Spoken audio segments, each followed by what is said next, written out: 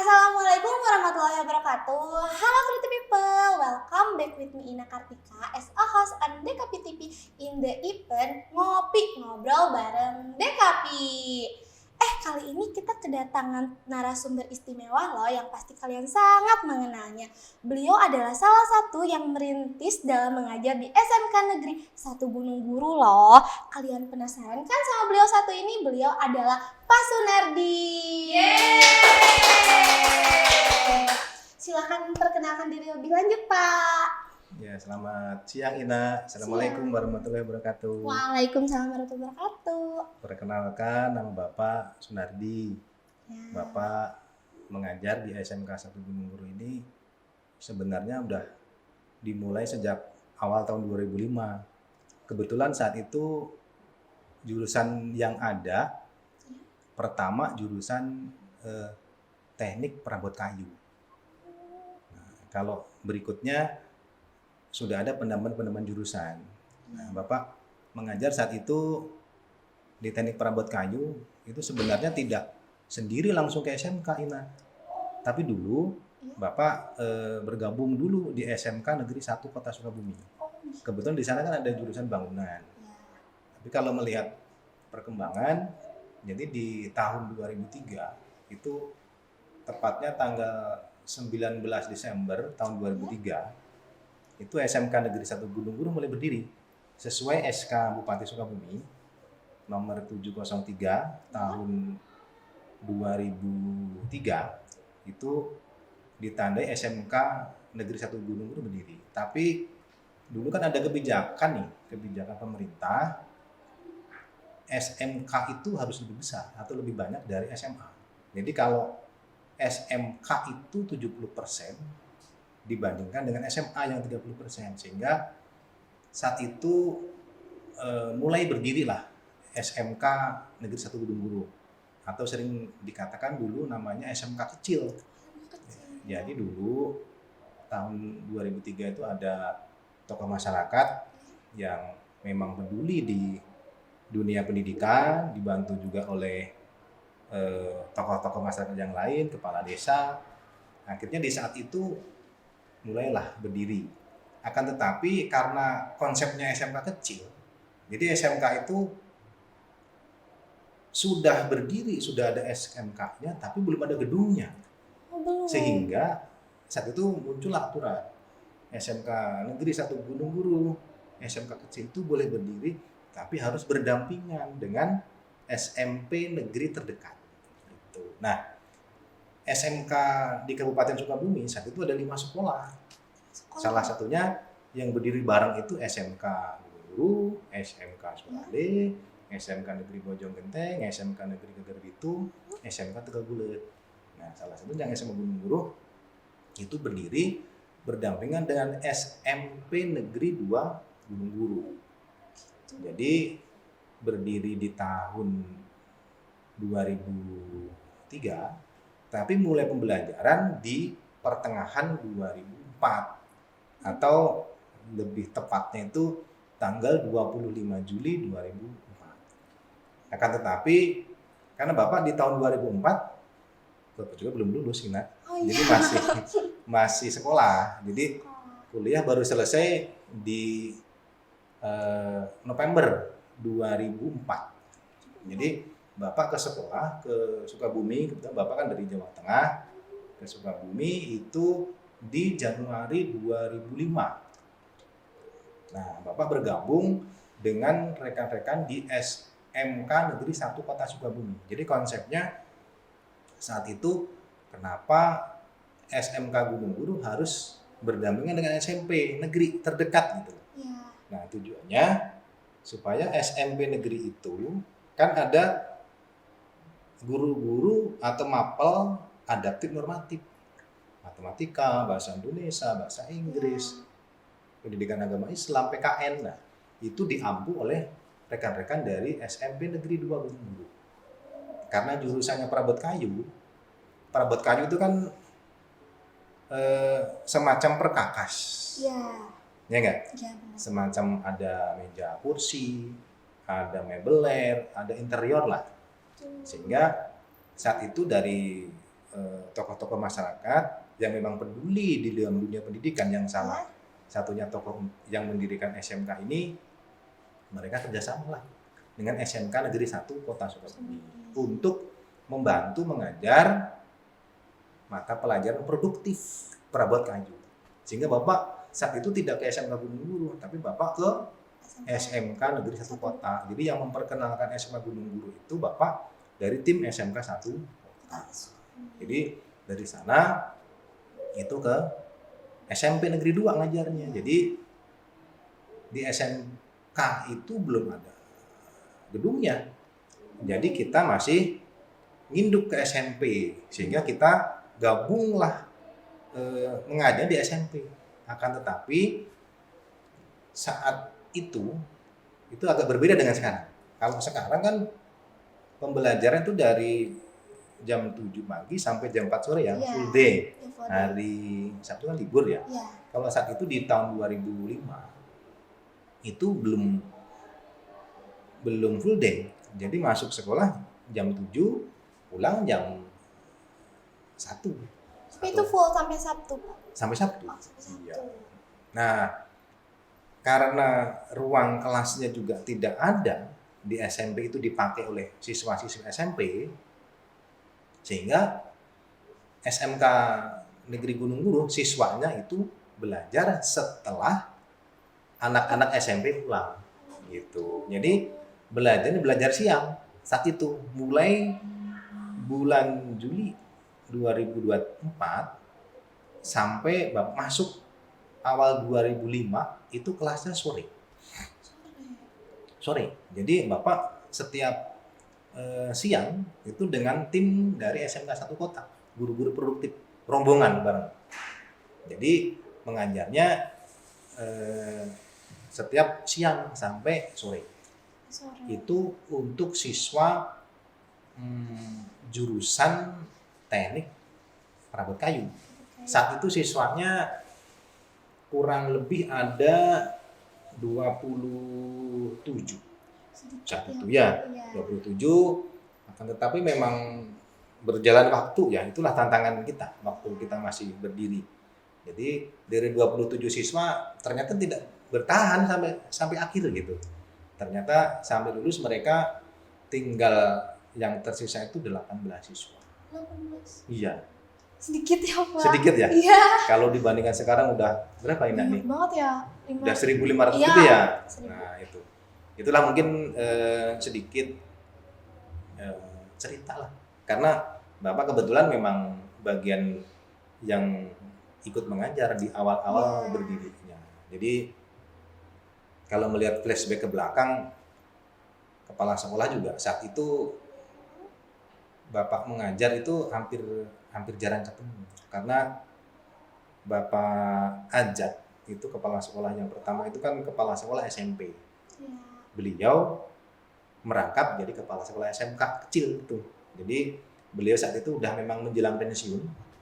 Jadi Bapak juga ketemunya ke rumah saat itu untuk mendapatkan SK mengajar, itu datang ke rumah beliau untuk minta tanda tangan surat, karena Bapak juga masih honor saat itu sampai 2006 ya. Nah di 2006 ada pendaftaran untuk pegawai, sehingga Bapak coba, makanya harus melengkapi berkas-berkas.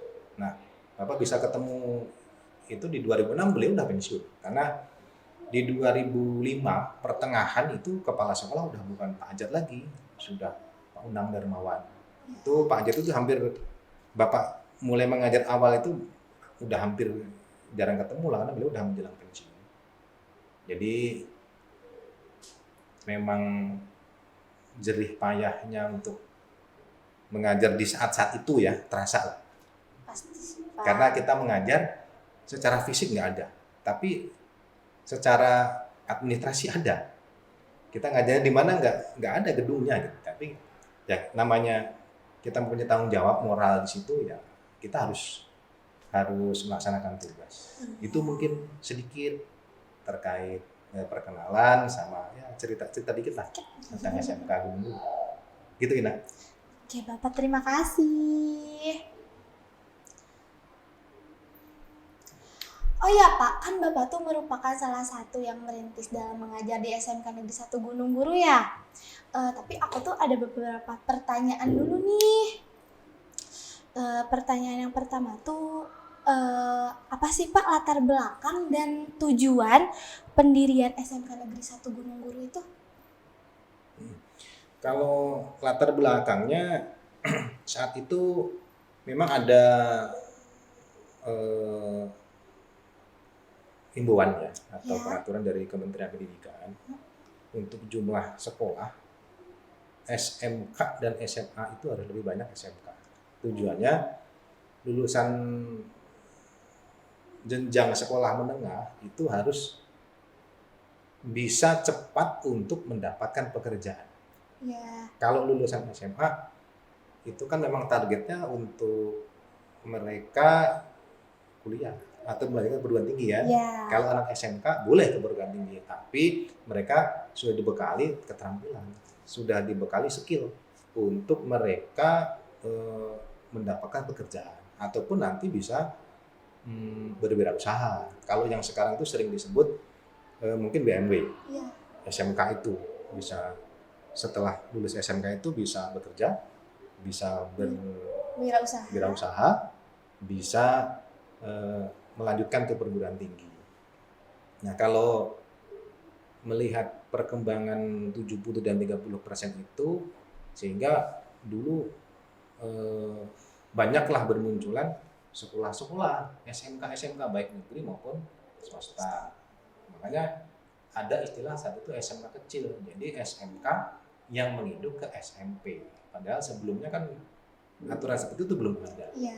Jadi kalau namanya SMK berdiri itu ya ada SMK, ada tanahnya, ada gedungnya, ada gurunya, ada perangkatnya lengkap baru mulai pembelajaran. Ya. Kalau sekarang waktu dulu di 2024 kan enggak ada. Makanya itu untuk mendorong program pemerintah sebetulnya untuk percepatan jumlah persentase antara SMK dan SMA itu supaya lebih banyak SMK atau istilahnya saat itu 70-30 lah, itu 70% SMK, 30% SMA.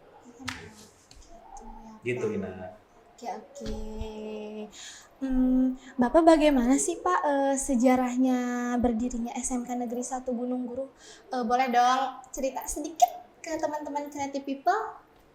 Kalau sejarah berdirinya tuh berdiri setelah administrasi apa berdiri mulai gedungnya nih? Mulai gedungnya Oh, mulai boleh? gedungnya. Kalau sejarah berdirinya setelah administrasi kan udah Bapak sampaikan tadi ya. Ya, Itu sudah. berdiri berdasarkan SK Bupati Sukabumi Ya. nomor 703 tahun 2003, mulai pembelajaran satu semester atau 6 bulan setelahnya, yaitu pada 25 Juli 2024. Atau SK berdirinya itu pasnya tanggal 19 Desember 2003.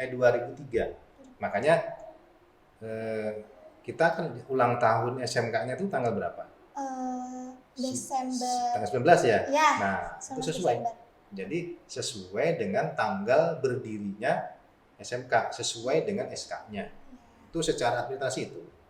Akan tetapi secara fisik belum ada fisiknya. Jadi saat itu fisik mulai berdiri itu di tahun pertengahan 2005 sampai awal 2006. Itu mulai awal berdiri, jadi ada lahan kosong. Ya, kalau kita bisa lihat bersama itu di tempat parkir utama itu ada masjid ya. Ya. Nah, di belakang masjid itu ada bangunan 2 lantai ya. Ada. Yang sekarang. Yang lantai 2 itu kan sering buat rapat, ruang 22, 23. Ya. Sama di samping ini kan ada ruang kelas yang belum selesai. Nah, itu dulu di lantai satunya Ya. itu dibangun 4 ruang. 4 ruang. Nah, 4 ruang itu untuk pembelajaran teori. Itu saja. Jadi ruang kelas, ruang guru, dan tata usaha beserta toilet. Di situ aja. Dan saya kira itu juga baru ruangan sih ya, ruangan belajar. Jadi akses ke sana belum ada. Jadi kita kalau mengajar ke ruangan itu atau ke gedung itu kebetulan Bapak dulu bawa motor. Jadi motornya tidak bisa dibawa ke SMK, jadi dititip ke Oh, di dititip. SMP. Oh. Karena apa? Ke SMK-nya nggak ada akses gitu, jadi kita Iya. harus jalan kaki.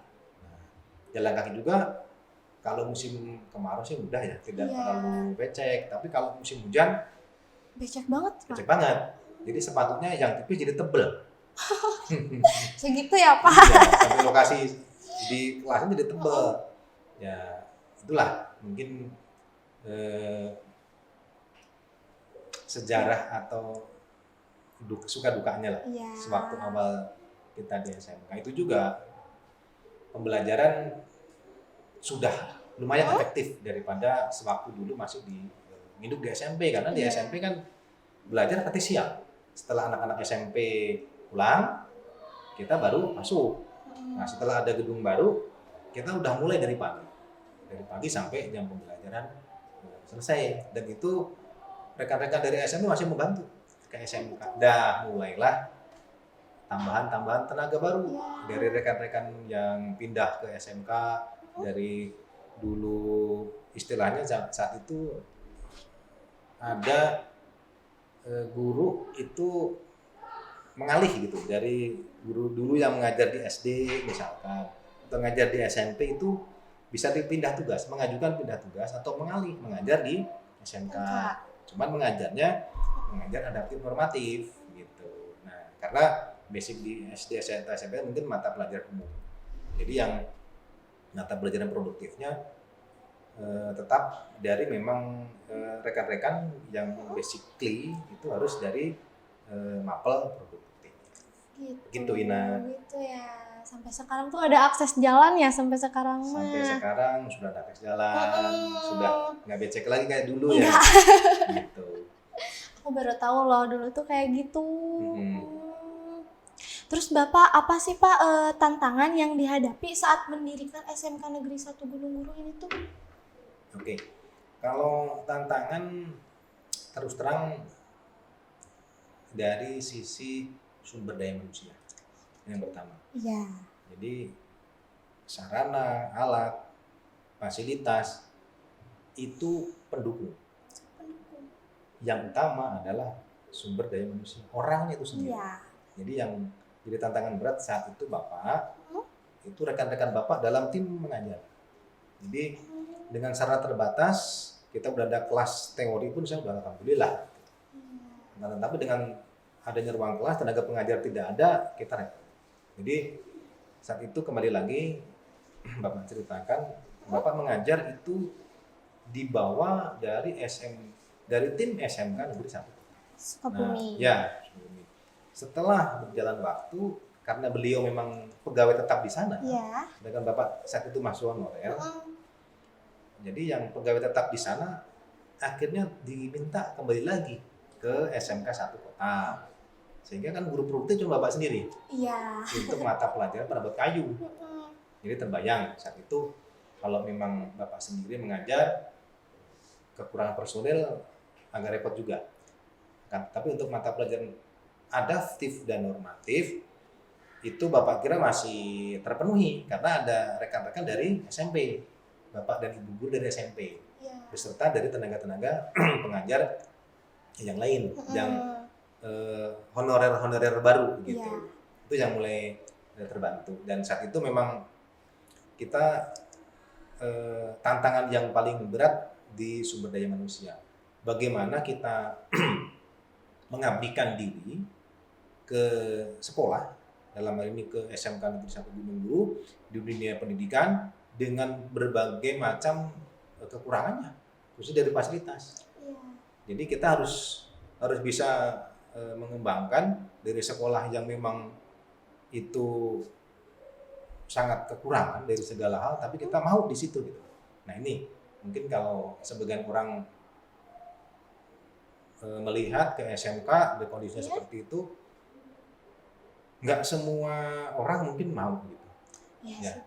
Tapi kalau kita nggak mau siapa lagi? Nanti SMK nggak ada.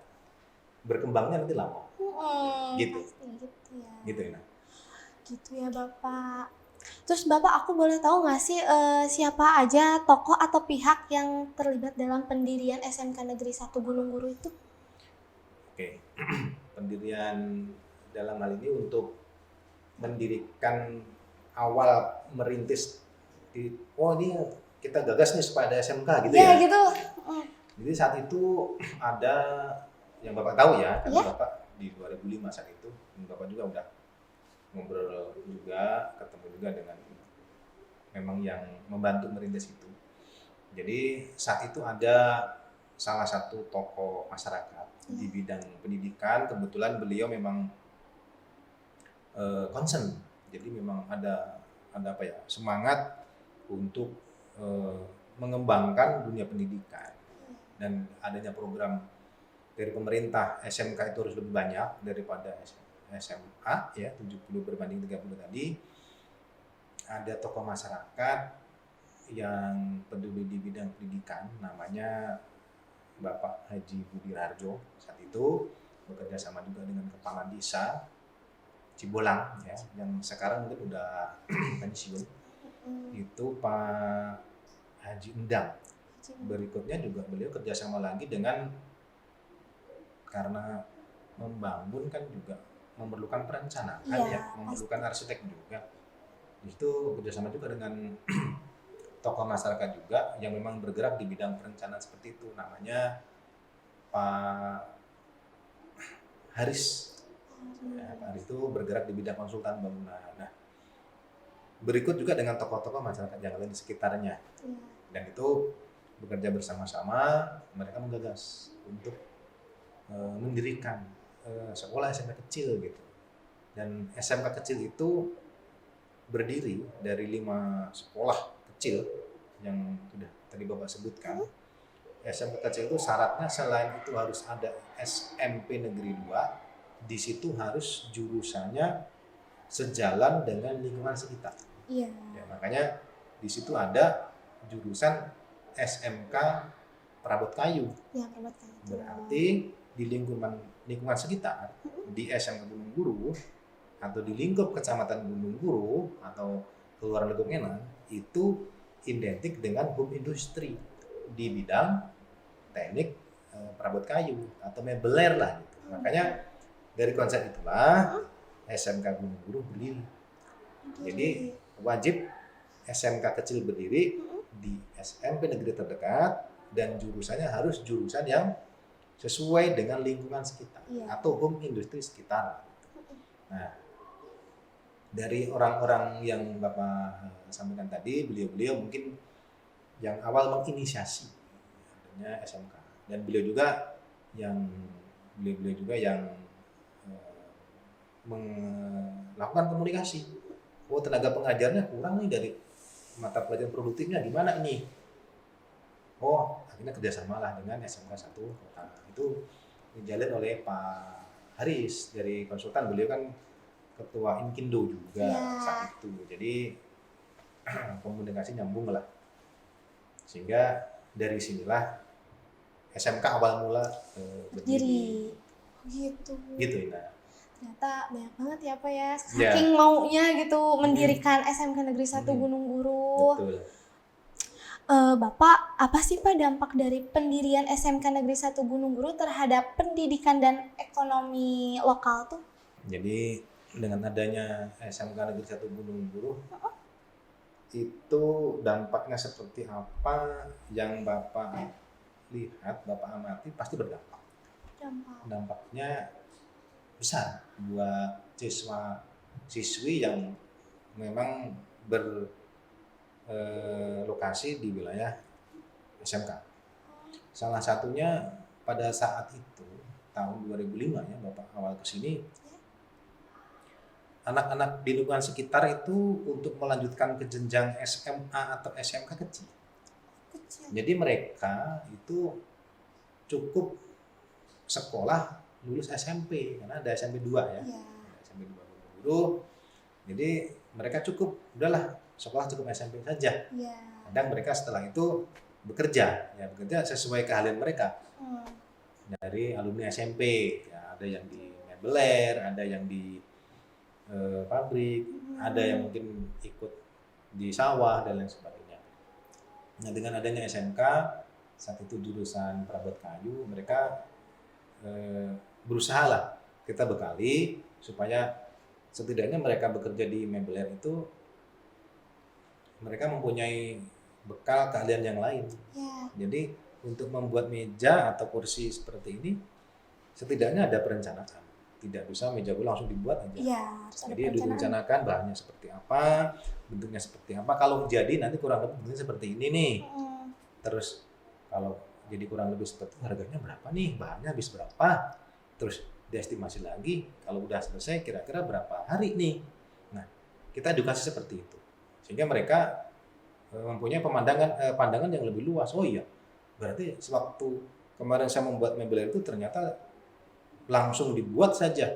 Jadi bentuknya, modelnya tidak ada modifikasi, tidak ada teman-teman baru sehingga modelnya monoton begitu saja. Gitu. Nah, dengan kita bekali pengetahuan tentang perencanaan, terus perhitungan anggaran seperti apa, mereka bisa kreatif lagi. Oh, memodifikasi. Oh, bentuknya seperti ini. Oh, sekarang yang lagi tren untuk meja kursi mebel itu bentuknya seperti ini. Oh, bikin kitchen set tuh modelnya yang sekarang ini seperti ini. Gitu.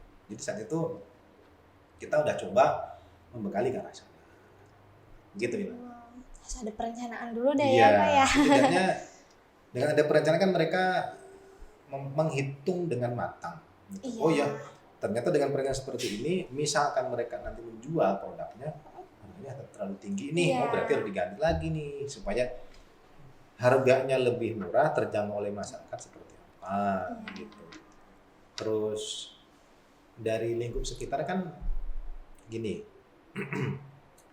di Mebler di lingkup kecamatan itu produknya kalau boleh Bapak sampaikan ya, produknya itu jenis sambungan-sambungan ikatan kayunya itu masih apa ya, ikatan kayunya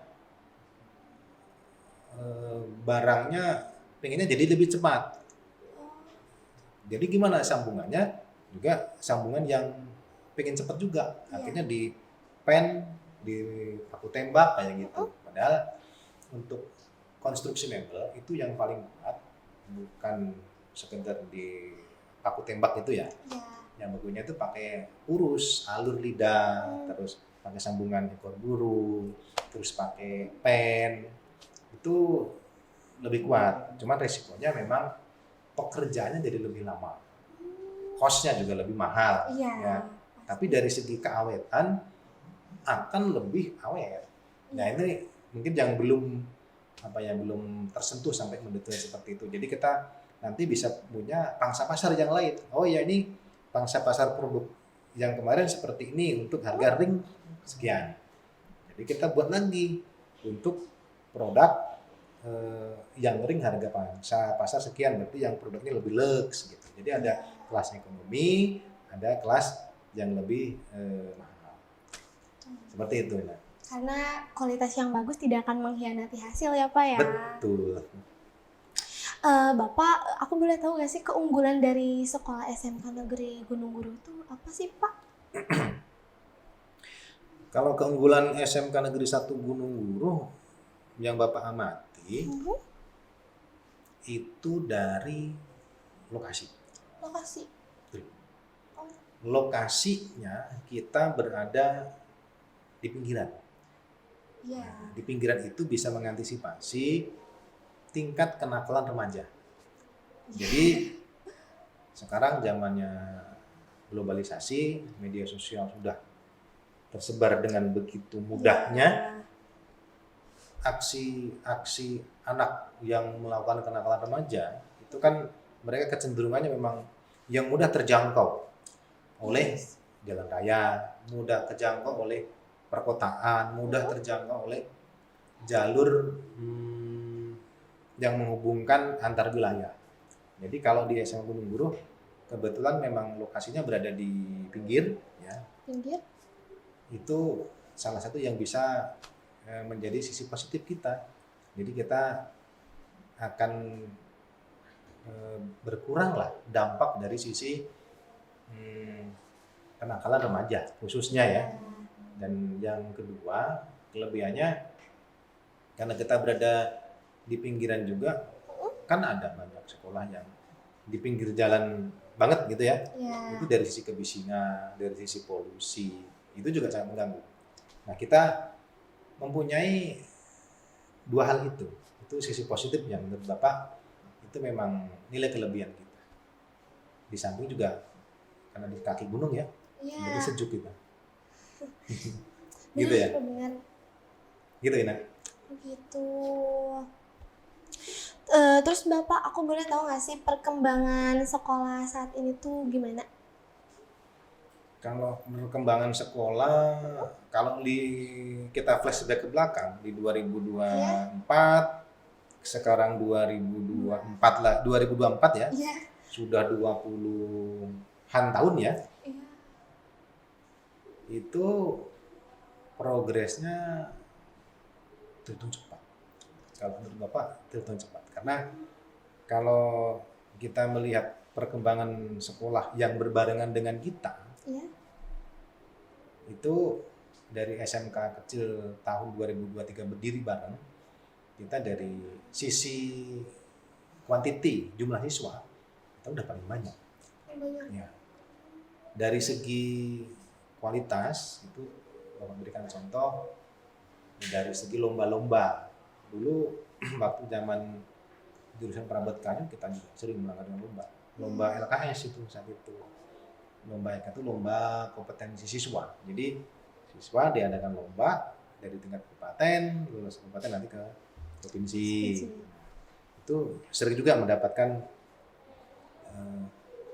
penghargaan dan nominasi juara. Terus jurusan-jurusan yang lain sekarang yang jurusan DPIB atau bangunan itu juga sering juga. Terus jurusan yang lain itu juga banyak yang melakukan inovasi-inovasi ataupun perlombaan-perlombaan yang membawa nama baik dan mengharumkan sekolah. Dan dari sisi perkembangan jurusan atau pembukaan jurusan baru, yang dulu itu baru ada satu jurusan, kita sekarang udah ada 6 program kalian. Nah, 6 program kalian ini juga berjalan berimbang, hampir berimbang, dan sudah mempunyai gedung-gedung atau bengkel-bengkel atau lab juga mereka semua. Dan itu dari semua jurusan mereka semuanya sudah ada guru-guru produktifnya yang mengajar mata pelajaran praktek semua. Tapi kalau dibandingkan dengan cerita Bapak Yang dulu di tahun 2004, guru produktif itu ngambilnya dari sekolah yang lain untuk diperbandingkan ke sini. Setelah gurunya ditarik lagi ke sana tinggal Bapak sendiri. Iya. Kalau sekarang kan banyak. Sekarang udah banyak. Semua jurusan udah ada semua. Dan salah satunya acara ngopi bareng sama Ina ini itu kan berkat perkembangan dan kemajuan dari jurusan untuk jurusan desain komunikasi visual yang sekarang. Gitu Ina. Gitu ya Pak. Alhamdulillah banget ya Pak ya. Terus kan Bapak pasti punya harapan ya untuk sekolah ini gimana ke depannya. Nah, Bapak apa sih harapan Bapak untuk ke depannya? Kalau harapan Bapak mengharapkan anak-anak yang lulus dari SMK Negeri 1 Gunung Buruh itu mudah untuk mendapatkan pekerjaan. Kalau memang bekerja, ya.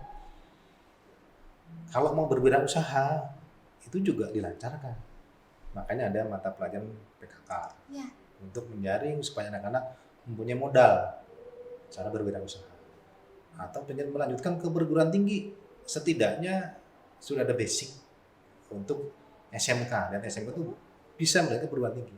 Dan tidak sedikit anak-anak kita yang lulus dari SMK Gunung Buruh itu dapat melanjutkan perguruan tinggi dan bahkan perguruan tinggi negeri. Tidak sedikit itu. Dan itu jadikan motivasi kita untuk anak-anak yang lain yang masih proses belajar atau mau menjelang lulus, kita tuh bisa. Kita berwirausaha bisa, kita bekerja bisa. Kita mau melanjutkan perguruan tinggi pun tidak menutup kemungkinan. Gitu. Di sisi yang lain, harapan Bapak, kalau namanya mengabdi di satu instansi, khususnya di SMK Negeri 1 Gunung Guru, itu kan kita tidak bisa mengabdi sampai akhir hayat. Pasti kita kan ada batasan. Iya. Batasannya apa? Oleh usia. Jadi masa tugas usia itu kalau pegawai itu kan 60 tahun. Walaupun sampai 60 tahun, Bapak tetap mengharapkan generasi-generasi penerus yang akan melanjutkan estafet pembelajaran, estafet SMK Negeri 1 Guru tetap bisa tumbuh dan berkembang. Tidak berhenti sampai di sini. Iya. Tidak cukup. Harus terus maju, dan kita harus mengacu kepada sekolah-sekolah yang udah maju dari kita. Jangan kita mengacu ke yang setara dengan kita. Iya. Kalau kita mengacu dengan yang setara dengan kita nggak akan berkembang. Iya. Jadi kita harus mengacu ke sekolah-sekolah yang khususnya levelnya di atas kita. Gitu. Pasti sih. Makanya salah satunya ada program yang sekarang itu program SMK PK, SMK Pusat Keunggulan. Kebetulan yang dari Kepala Sekolah Ibu Ai Sumarni, program ini bisa berjalan. Iya. Jadi dari SMK Pusat Keunggulan, jurusan teknik pemesinan ini diharapkan, namun juga pusat keunggulan, berarti sekolah ini harus bisa menjadikan teladan bagi sekolah di lingkup sekitar, khususnya jurusan permesinan. Oh iya ya, udah PK ya mesin. Udah PK. Nanti kalau udah PK mesin, ini kan program 3 tahun. Iya. Kalau udah selesai PK mesin, bisa nanti berlanjut ke jurusan yang lain. Siapa tahu jurusan desain komunikasi visual, jadi SMK PK. Jadi kita bisa lebih berkembang lagi, karena dari SMK PK kita akan dibimbing langsung oleh Kementerian Pendidikan, baik sistem pembelajarannya, baik dari fasilitas peralatannya, baik dari sistem pengajaran, dari sumber daya manusia yang ada, itu semua akan dipandu dan dibimbing. Dan Bapak yakin dengan rekan-rekan Bapak yang masih muda-muda semua, itu bisa membawa SMK Negeri 1 Gunung Guru menjadi lebih maju dan berkembang. Amin. Amin. Ternyata emang udah perkembangannya tuh udah lebih tinggi ya. Iya. Semoga harapan Bapak untuk kedepannya bisa tercapai ya Pak. Ih Bapak nggak kerasa banget ya pertanyaannya. Ini terakhir yang barusan. Iya, makasih. Iya, terima kasih ya sudah menyempatkan waktu untuk hadir di acara DKP TV ini. Terima kasih sama-sama Ina. Makasih juga ya. Iya. Semoga lain waktu kita bersua lagi. Amin, pasti Pak, pasti. Nanti Ina undang lagi. Oke, makasih. Iya. Wow, creative people. Maybe that's enough for today podcast. See you again in the next podcast. Don't forget to like, comment, and subscribe. Wassalamualaikum warahmatullahi wabarakatuh. Bye-bye. Teman-teman Creative People, SMK Negeri 1 Gunung Guru, tempat kami bertumbuh dan belajar. Kenangan yang takkan terlupakan selamanya. Setiap langkah kami ada jejak ilmu dan budi pekerti yang guru-guru kami ajarkan. Bersamanya kami dibentuk menjadi generasi yang siap menghadapi dunia. Terima kasih guru-guruku atas segala inspirasi dan nilai yang telah engkau tanamkan. Suatu saat kami akan pergi jauh, namun cinta dan kebanggaan pada SMK Negeri 1 Gunung Guru akan selalu abadi.